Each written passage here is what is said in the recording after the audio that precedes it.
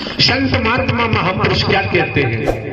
माया मरी न मन मरे, मरमर जात शरीर, आशा तृष्णा न मरी, कह गए दास। स्पष्ट है। आए कई घाट से उतरे कई घाट, अपने अपने कर्मों से हो गए वारा।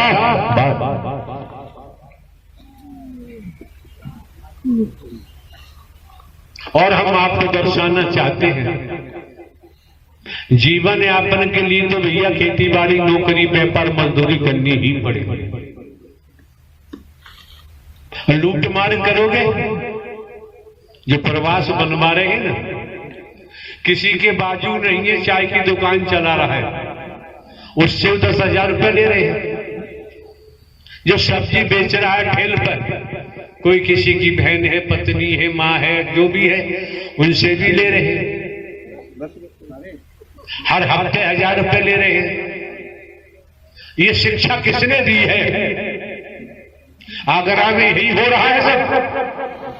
हम तो कई वर्षों से पहुंचे ही नहीं है, और पहुंच के करेंगे क्या? हमारे द्वारा जो हर तरह से जागृत किया गया, और करने के बाद भी हर मोहल्ले से, हर कॉलोनी से वहीं रहने वाले एक दूसरे से ठग रहे हैं। स्त्रियां बहुत जल्दी काम करती हैं ये। अरे भाई सीधी सी बात है, अगर रुपया पैसा देने से, सोना चांदी चढ़ाने से ही कल्याण हो जाता तो धनवान देश अपना कल्याण करा लेते। तुम्हें हवा भी नहीं लगती, हमें हवा भी नहीं लगती। दुनिया में रुपया पैसा चमड़ी तमड़ी चलती है, सत्य के दर पर इन चीजों की जरूरत नहीं होती।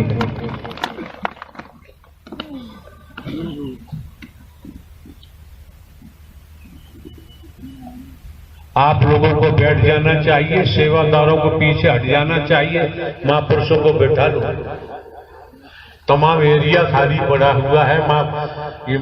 अरे भाई आयोजन तो 2 साल में होना था, 2 साल के लिए समय दिया हुआ था। समुचित रूप से जगह की व्यवस्था न होने के कारण महापुरुषों ने यहाँ व्यवस्था की है, और दिखाई भी दे रहा है, तमाम इलाका है।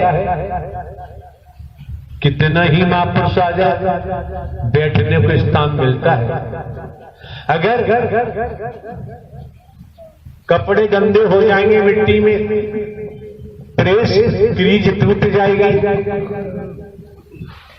तो कपड़े धुल के दोबारा क्रीज हो सकती है, लेकिन ये नर नारी का तन दोबारा मिलने वाला है नहीं, कोई नहीं जानता।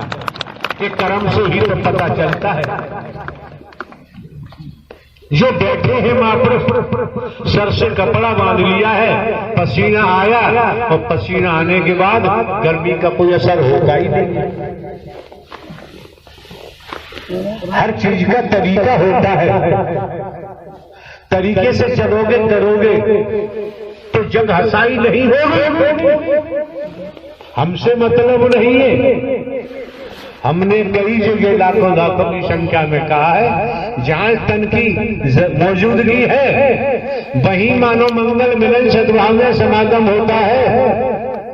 भिन्न भिन्न प्रांतों में, कस्बों में, शहरों में, नगरों में, महानगरों में, ग्रामीण अंचलों में आज तक हमने किसी को भी लेटर लिख के नहीं दिया, न जुबान से कहा है करो।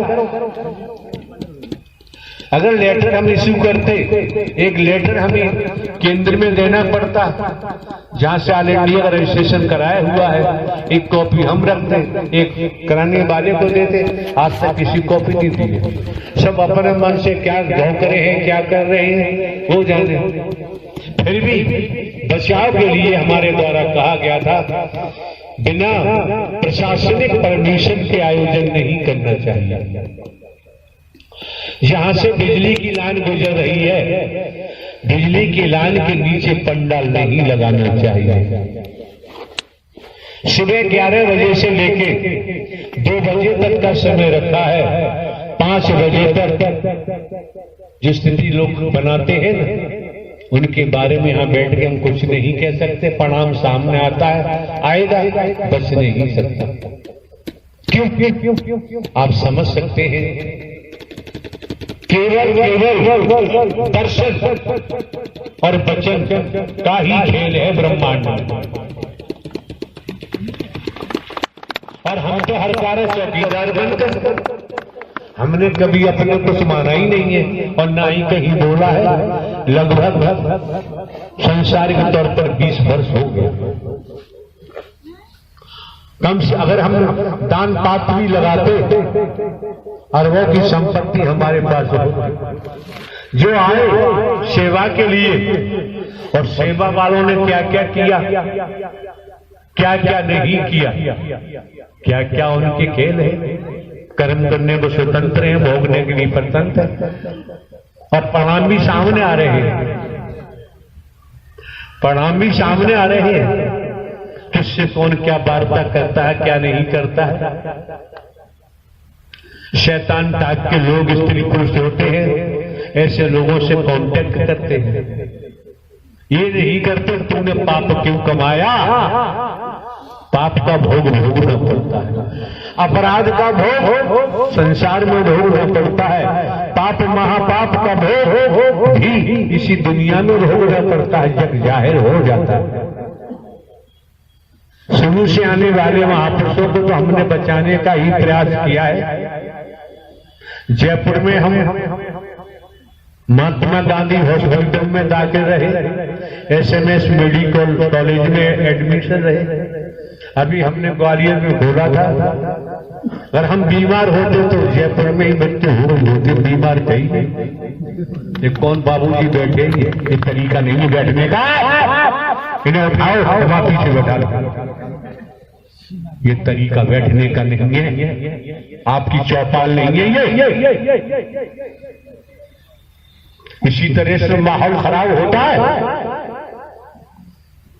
जब तक स्वयं पर अनुशासित नहीं होंगे, स्वयं को अनुशासन में ढालना सीखो, मर्यादित रहो, तो घर परिवार में भी सफलता मिलेगी, बाहर भी मिलेगी। अनुशासन नहीं है, मर्यादा नहीं है, तो कुमार्गी है, सतमार्ग नहीं मिल सकता। आ भी गए तो टिक नहीं सकते। गोकुल तबेलियन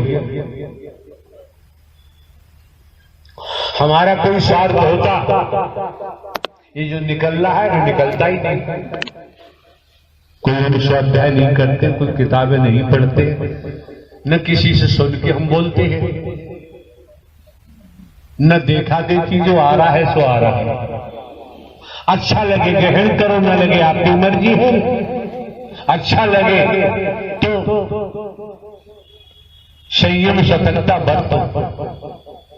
रेनी सहनी करनी में परिवर्तन लाओ, तो आप घर परिवार में रहते हुए, खेती बाड़ी नौकरी करते हुए संत बन सकते हैं, देवी स्वरूप बन सकते हैं। क्यों? और नोट कर लो, आपके महात्मा जी यहां बैठे हैं काफी, लेकिन ध्यान रखें, संसार के तौर पर हम बीज बो रहे हैं, उसका सिला मिल रहा है। जब तक देवी स्वरूपा स्थिति हमारी नहीं बनेगी, देव स्वरूप नहीं बनेगी, तब तक परमात्मा की भक्ति हो ही नहीं सकती। दुनिया के साथ पढ़ लेना, पता चल जाएगा। जब यहां आते हो, हाथ के सच्चे लंगोट में पक्के, ईमानदारी, निष्ठा, वफादार, विश्वासपात बनेंगे तो समर्पण हो सकता है। और जब तक समर्पण नहीं होगा, तब तक वैराग्य का एक कतरा नहीं आएगा। वैराग्य आने पर ही परमात्मा की याद आती है, फिर परमात्मा में ही डूबना चाहते हैं और संसार से बचना चाहते हैं। और कोई रास्ता है ही नहीं। वैदिक काल के इतिहास देख लो, वैदिक